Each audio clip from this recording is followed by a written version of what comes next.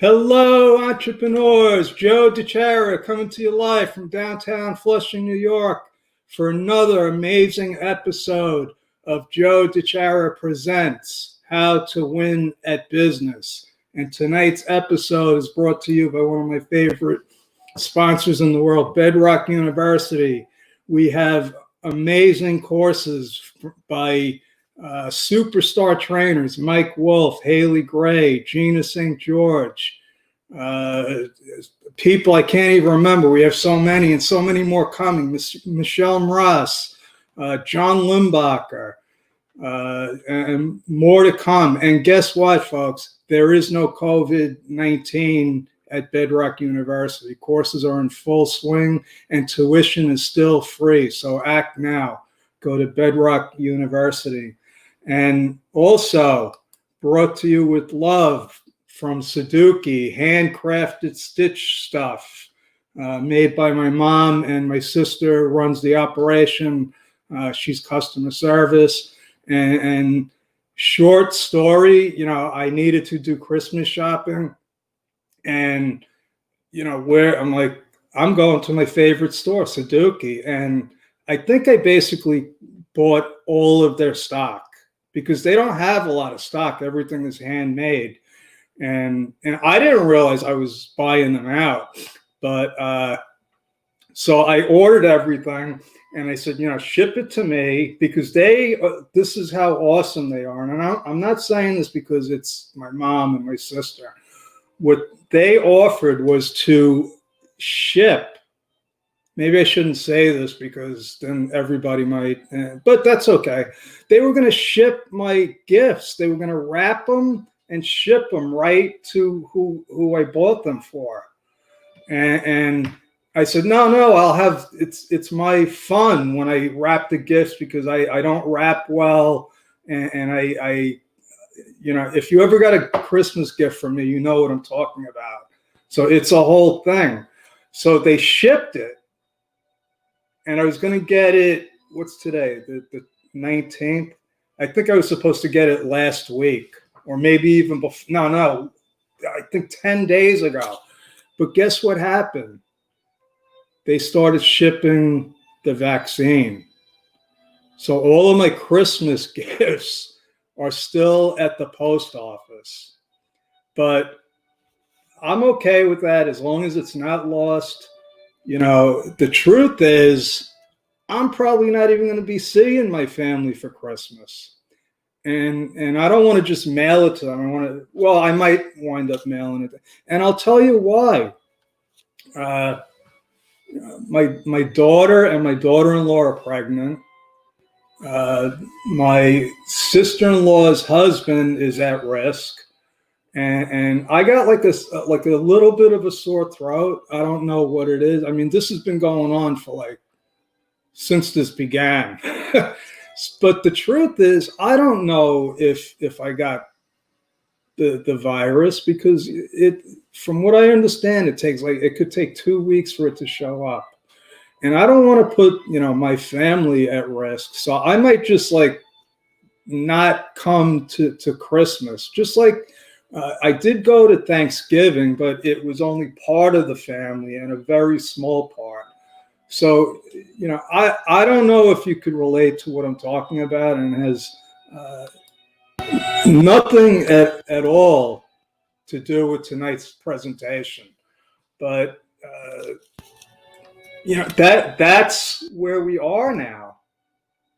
That's where we are now. And before I forget, if you can give me a hashtag live, if you're listening live, I would appreciate it. If you're watching the replay, give me a hashtag replay, because I do go back and I'd like to see, who's actually not only watching, but interacting. And that's how I make connections on social media. I was just talking about that in my mastermind, which another, announcement we can make here, which is Mastermind with Joe DeChara. We had an unbelievable mastermind today. I didn't want it to end, but and it's a small group of individuals, a lot of the same people, but not always the same people.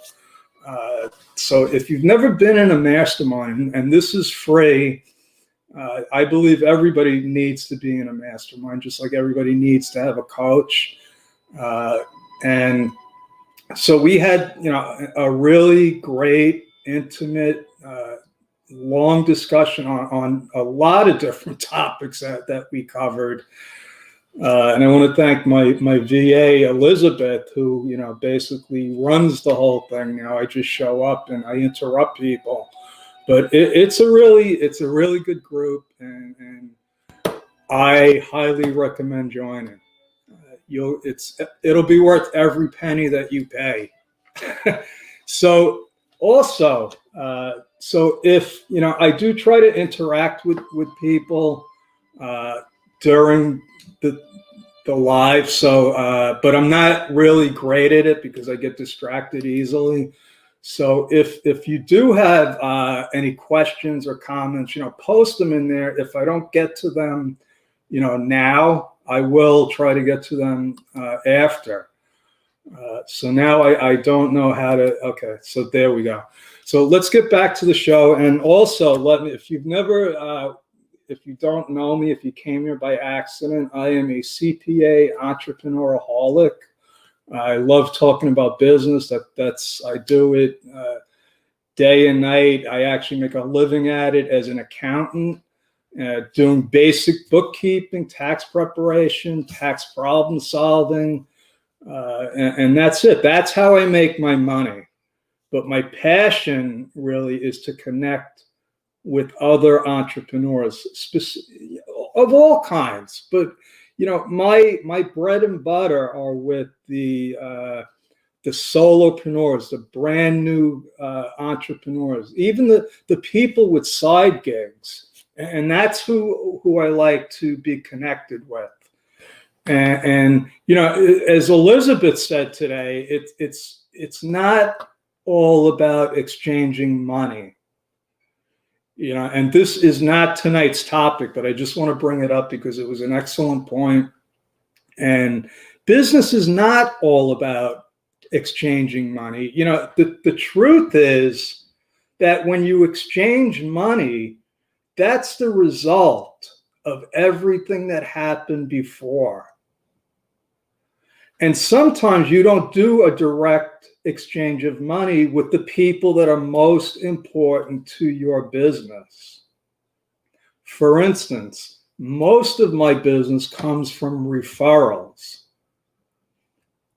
People that know, like, and trust me. They have enough confidence in my ability and my integrity that they will send people to me.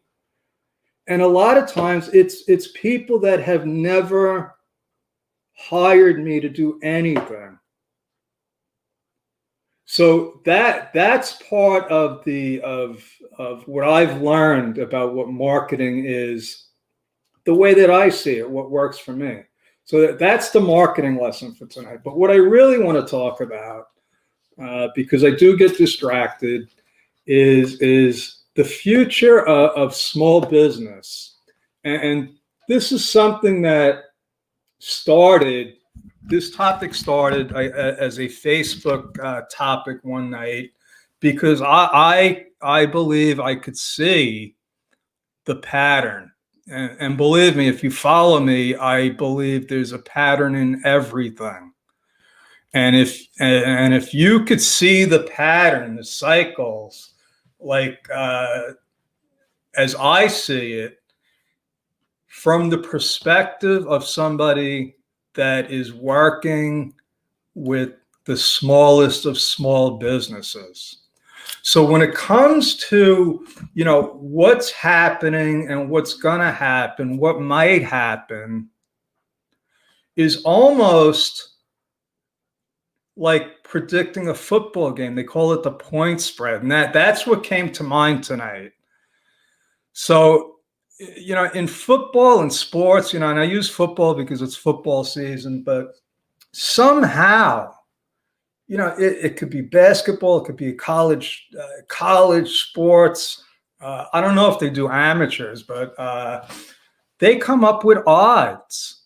And people bet billions, probably trillions of dollars based on these numbers. And what's fascinating is you could be the most knowledgeable football guy in history. And over time, you're only gonna pick 50% right. They have this. When I was reading actual newspapers, they used to have a contest with all of these sports writers, and every week they would give you their predictions, and they would tell you, who's going to win and why, and so they were just one person trying to beat the prediction. In other words, and I don't even know where, because when they say this is the point spread and they say it's from Vegas, I have no idea. Like, is there a room in Vegas where some guy with like a cap is like typing out? I don't know, but somehow market for some people, they come up with the point spread. And so I don't care how much football you can't beat the house. You can't beat those predictions wherever they come out. People have tried. People have lost millions, billions, probably trillions of dollars trying to beat the predictions. And if you watch a football game, it could be a 30-point spread, and going into the fourth quarter, your team might be losing by 20. And somehow, at the end of the day, somebody loses by just 1 or 2 points, plus or minus the point spread. So the analogy for me is, as a CPA, business advisor, somebody that's been working with thousands of small businesses over 35 years, I have come to recognize and identify the patterns, the cycles. And I don't have to get into details, and I'm not patting myself on the back, because it's not something I went out trying to learn. It's something that one day I just realized that I think I pretty much know what's going to happen going forward. And I'll give you one instance. And now this was about 10 years ago. I got a letter. I started getting a bunch of my clients, because what happens is they all come at once. The New York State Department of Labor started sending out notices to clients who had companies that were not in existence. They were shells. We never formally dissolved them. But what happened was, so when they were formed, they probably, and I know that this is what I did, I registered as a payroll employer, because you got to register with the New York State payroll department if you want to do payroll. Well, I never did payroll, and I never did anything with that business. And a lot of my clients had the same situation, and we all got $1,000 penalty notice from the New York State Department of Labor for not filing a quarterly payroll tax return. And there was nothing to file because it was zero. Technically, yes, we all should have filed, and I'm an accountant and I know this. I should have filed, hey, this is our last return. But at the time, nobody did it because they just went away. There was no paperwork you needed to do. They just died. You never heard from. But all of a sudden, out of the blue, we're getting New York State sending, not asking, but sending a bill saying, either pay this or produce your books and records or blah, blah, blah. And I'm sure that a lot of people just paid those bills. Okay, a lot of people just paid those bills. And so I train my clients, so when they get a bill, they ask me first.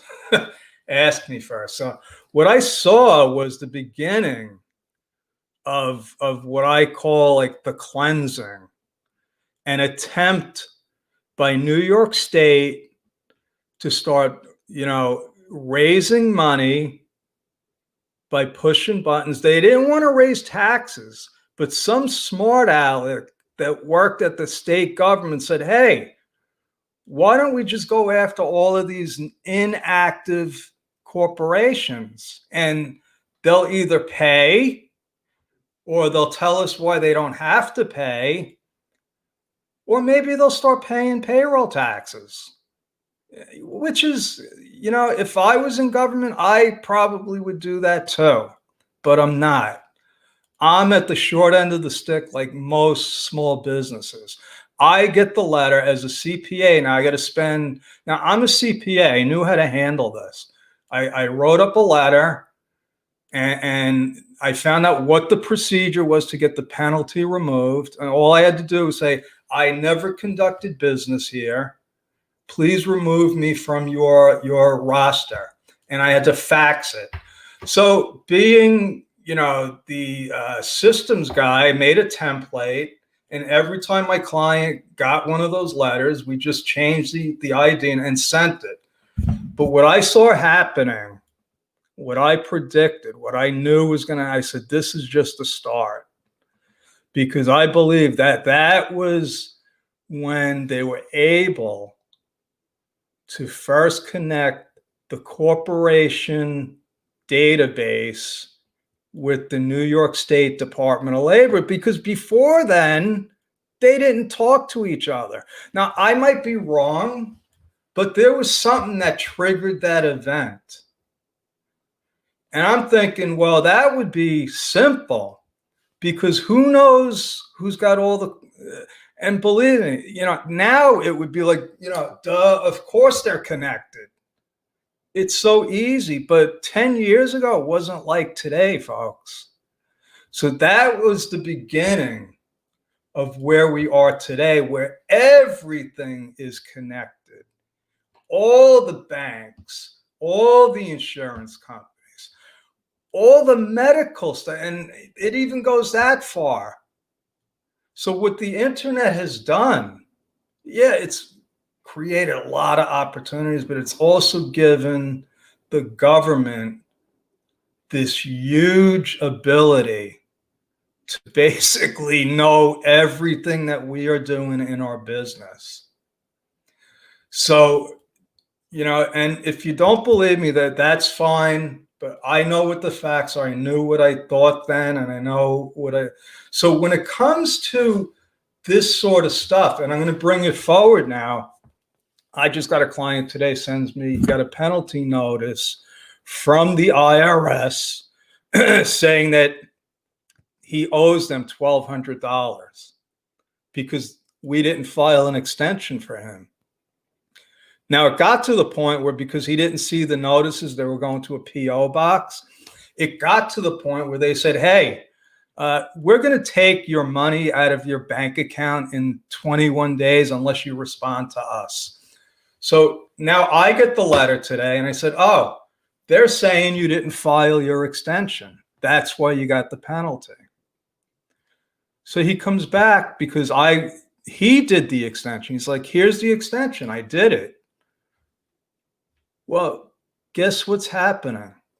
What I think is happening. He mailed in the extension. It was in March. The IRS was on shutdown. They didn't process his form. They didn't process his form. That wasn't because he didn't file for the extension. It was because of what they call reasonable cause. And it's something like that. That's an easy one. I gave him a template letter. I said, listen, we filed the return on time. Here's a copy of it. This happened in March. Maybe you guys didn't process it.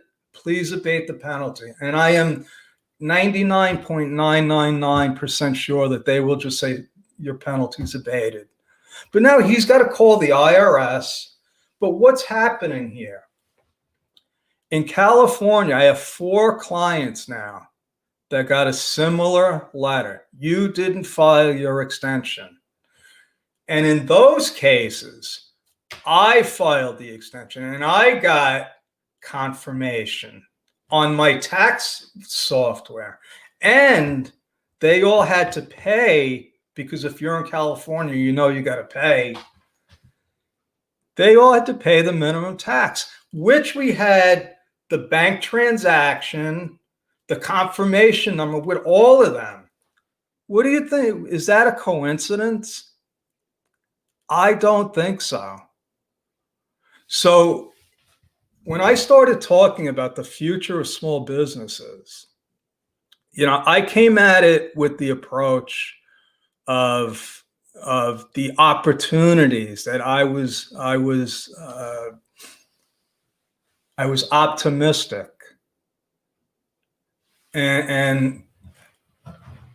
but there's another side to this, folks, because what I'm going to go on record now as saying is that the government's operations